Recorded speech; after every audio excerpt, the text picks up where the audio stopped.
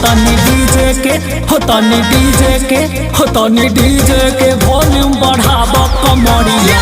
हिलला हो पवन सिंह के गाना बजाव कमरिया हिलला हो तनी डीजे के वॉल्यूम बढ़ाव कमरिया हिलला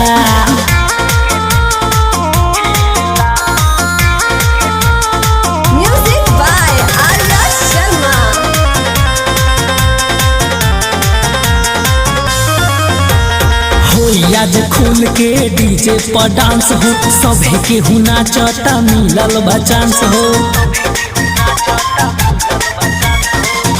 आज खुल के डीजे पर डांस हो सभे के हुना चटा मिलल बा चांस हो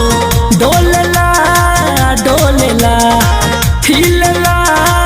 हिलला हो तनी डीजे के डीजे के हो तनी डीजे के वॉल्यूम बढ़ावा कमरिया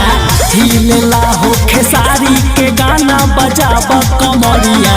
हिलला हो तनी डीजे के वॉल्यूम बढ़ावा कमरिया हिलला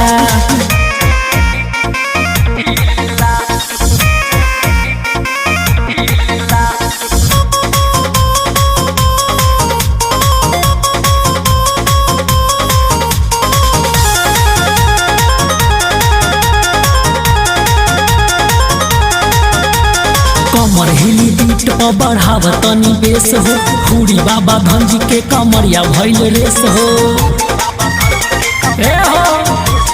कमर हिली बीट पर बढ़ाव तनी बेस हो हुड़ी बाबा धनजी के कमरिया भइल रेस हो डोलेला डोलेला हिलला हिलला हो तनी डीजे के हो तनी डीजे के हो तनी डीजे के वॉल्यूम बढ़ाव कमरिया हिलला हो एमके सिंह के गाना बजावा कमरिया हिलला हो तनी डीजे के वॉल्यूम ना सुधर बेले डोलेला डोलेला हिलला हिलला हो तनी डीजे के हो तनी डीजे के हो तनी डीजे के वॉल्यूम बढ़ाव कमरिया हिलला हो पवन सिंह के गाना बजाव कमरिया हिलला हो तनी डीजे के वॉल्यूम बढ़ाव कमरिया हिलला।